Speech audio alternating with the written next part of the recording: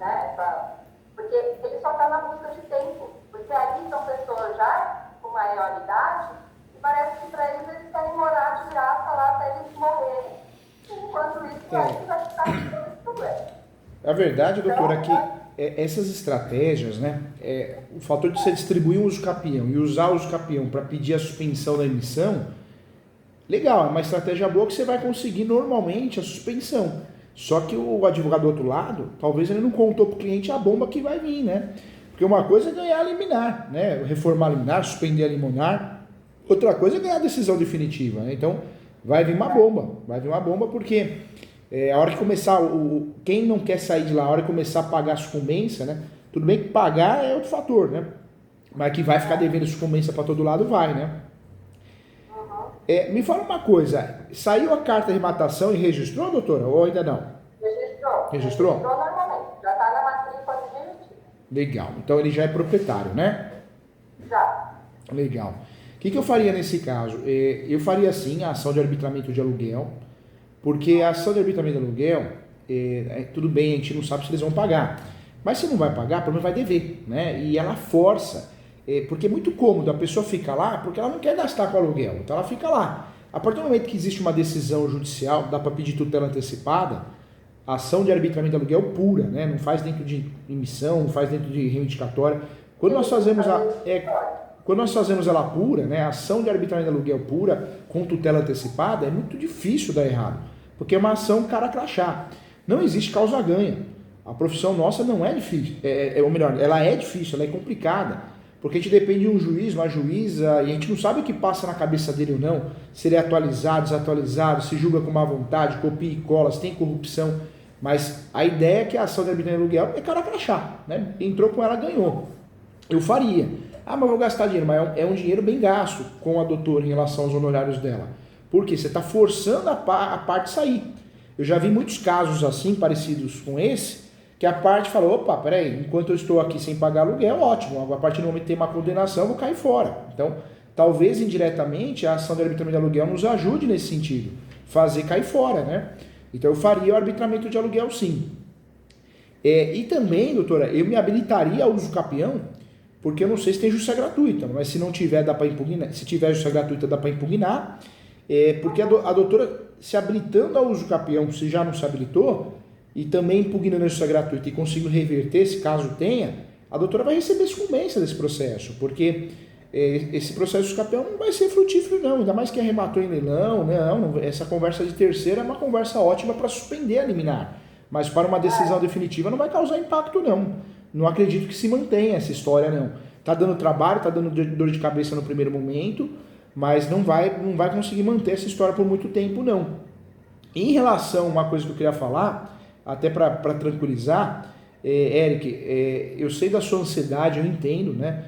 Quando a gente arremata o imóvel, a gente quer a posse, porque a gente quer alugar, a gente quer morar, a gente quer vender. Então, eu sei. Mas quando do outro lado tem alguém bem complicado no sentido de ingressar com ações, aventuras jurídicas para ganhar tempo, eu sei que isso acaba atrasando o procedimento, a nossa vontade, o nosso desejo. Mas uma coisa eu tenho de bom para te falar. A doutora, ela vai conseguir fazer isso, né? Pode demorar um pouquinho mais, mas vai acontecer, é natural. É que com o que eles estão fazendo, a história que eles estão contando, fazendo uso capião, ele vai ganhando tempo, né? Conseguiu suspender. Mas não vai manter isso durante muito tempo, não. Eu faria nesse caso, o que eu faria de algo a mais? Me habilitaria ao uso capião para contestar, que foi um uso capião de má fé, foi uma aventura jurídica, para protelar, né? Bateria muito na impugnação da justiça gratuita, se for o caso, se tiver, para a doutora ter direito à sucumbência, que faz jus. E, por outro lado, eu faria a ação de arbitramento de aluguel. Não é uma ação que você vai gastar muito e a doutora vai conseguir ganhar. A doutora vai fazer com muito carinho e vai ganhar. Agora, não é motivo para desistir do leilão, pedir anulidade. Eu não acho que tem que desistir. Faz parte do show, né? Quando nós arrematamos um imóvel no leilão, tem casos que a parte já abandona, o imóvel é vazio, mas quando o imóvel é ocupado, é isso que acontece. Hoje, eu percebo aqui no escritório que as pessoas que são mutuárias e não querem sair, elas não conseguem ganhar mais que um ano e meio no máximo. Na maioria dos casos, ganha 6 meses, 4 meses. Então, vai acontecer a desocupação do imóvel, seja de forma voluntária ou não, né, compulsória. Mas não é motivo para desistir, não. Eu sei que chega uma hora que a gente cansa, fica preocupado, mas o que poderia ser feito está sendo feito, viu, Eric? A doutora está fazendo. Nesse momento, algo a mais seria o arbitramento de aluguel e também se habilitar no uso capião, só para não conseguir que o uso capião suspenda, né, a emissão de posse até que o uso capião seja julgado, que esse é o perigo, né? Mas não vai acontecer. Do jeito que fizeram, não é comum acontecer, não. O professor está me ouvindo? Tô te ouvindo bem. Por questão assim, quando o senhor José, que foi a pessoa que estava sendo executada, ela ficou como fiel depositária. Em 2018, ela faleceu. Pelo fato da Petrobras não ter colocado novo fiel depositário, esse lapso de tempo não pode fortalecer o pedido dela de o imóvel ter ficado sem amparo, sem um tutor, uma pessoa cuidando? Não, na verdade, quando se habilitar no uso capião, nós temos duas formas de nos defender de uso capião. A contestação e a habilitação como terceiro interessado, né? E terceiro interessado por quê? Porque virou proprietário, né? Junto à matrícula. Nessa habilitação, vai deixar claro o quê? Que esse uso capião é uma aventura jurídica somente para fazer a parte ganhar tempo. Porque já o imóvel já foi leiloado, já existe um proprietário, então a posse não é mansa e pacífica. E além de não ser mansa e pacífica, quem está lá não poderia alegar uma posse qualificada para uso capião. Eu sei que o uso capião nos preocupa muito, claro, a gente fica preocupado, né, numa situação dessa, mas não. São ações, são aventuras jurídicas para ganhar tempo mesmo. E de fato, na prática, não consegue mais que isso, a não ser atrasar a desocupação. E não passa de um ano e meio, né, com toda a artimanha, com tudo. Então, eu sei que quando a gente tem uma decisão, né, liminar, suspensa, a gente fica preocupado. Opa! Porque muitas vezes, quando acontece a suspensão de uma decisão liminar, a gente pensa, é sinal que o juiz está do lado do outro lado, né? Mas não é verdade, né? Não é verdade. A conta chega, e chega mesmo. É muito comum isso, não só nessas situações de leilão, porque na cabeça do juiz ou assessora que julga no lugar dele, poxa, o sujeito vai perder a posse, então eu vou suspender, deixa eu ler direito. Mas lendo direito, ele vai dar o seu direito. Isso é muito comum em cirurgia, né? O convênio nega, então você entra com a obrigação de fazer e ganha a liminar, né? Ganha com muita facilidade a liminar. Mas depois você perde na decisão final e ainda tem que pagar a sucumbência. É o que vai acontecer aí. Eles conseguiram suspender a liminar, mas a conta eles vão assumir. Porque esse tipo de estratégia é uma estratégia usada até pelo escritório. Aqui, quando nós estamos do outro lado, a gente advoga para os dois lados também. Eu vou ser muito sincero, só ganha tempo. Eu tive até um problema, doutora, porque eu sou muito sincero, né? A gente, professor Júlio é professor, é escritor, não tem dor de cabeça. Tenho muita, engulo muito sapo também. Muita mesmo, né? E a advocacia é igual para todo mundo.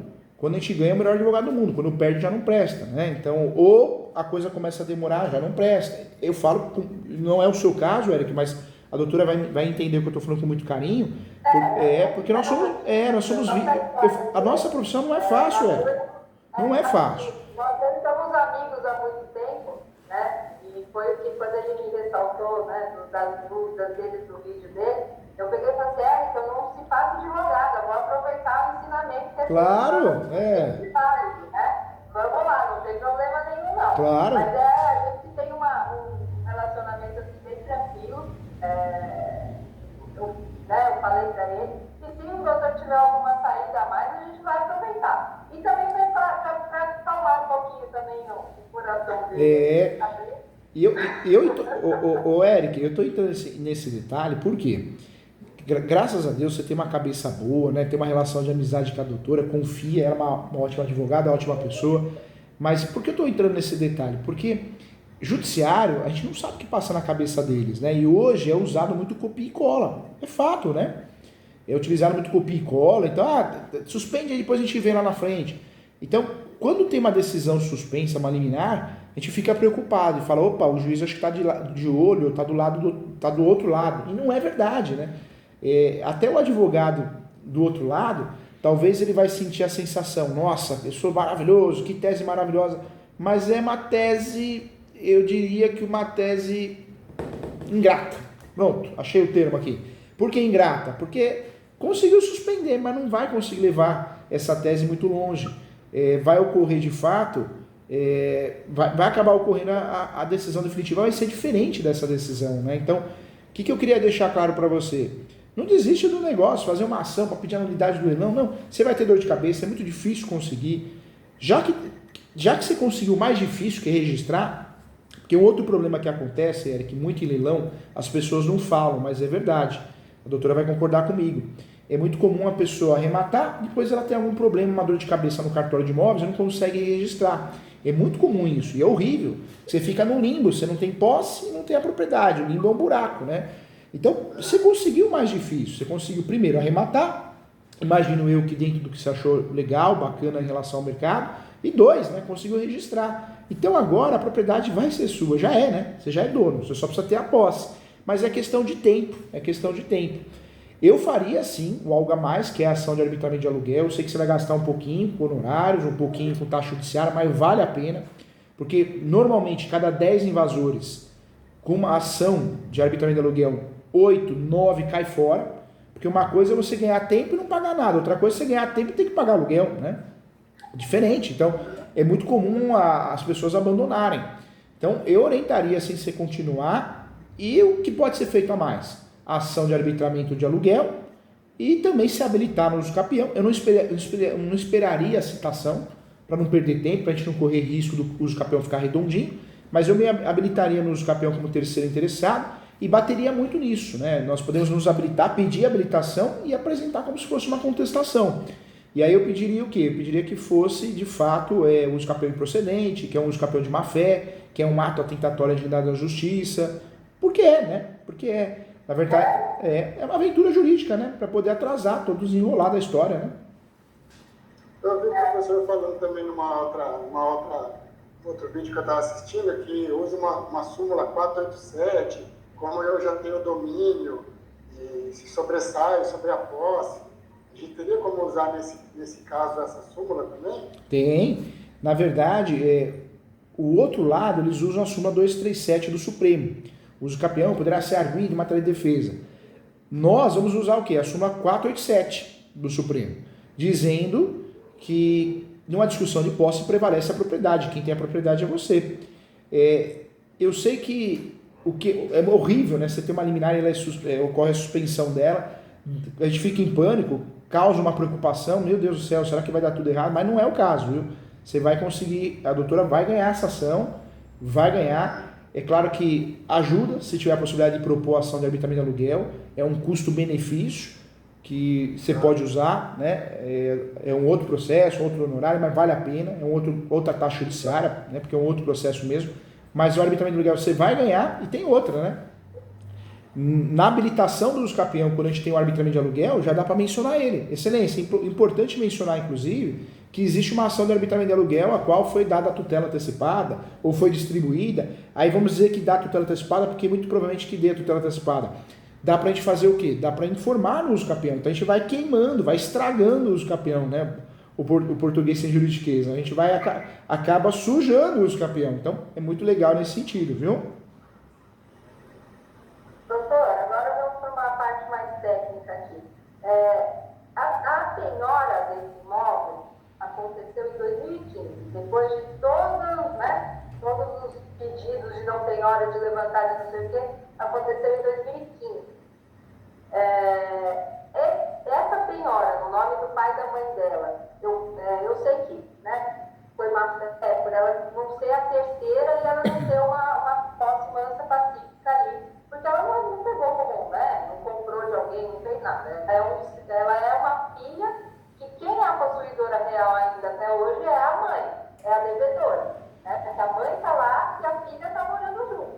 Né? Eu até expliquei para o Eric que quando o pai dela faleceu, né, foi notificada a filha, né, foi trocado o nome para defender o espólio no nome da filha, eu falei, ela tem o direito da propriedade. Aconteceu a morte, ela tem o direito ela já é herdeira, ela já tem a propriedade do que o pai deixou. Só que o pai não deixou nada ali, que ela já perdeu. Já perdeu. Né?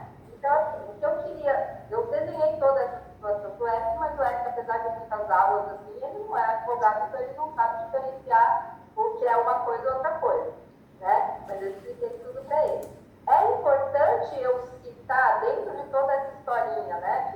realidade dos fatos, de que ela também tinha o conhecimento dessa penhora, eu tenho que ser bem, assim, técnica, mostrar que essa penhora aconteceu em 2015, que ela foi citada dessa penhora e tudo mais, para eu, isso como mérito nessa contestação. Eu diria que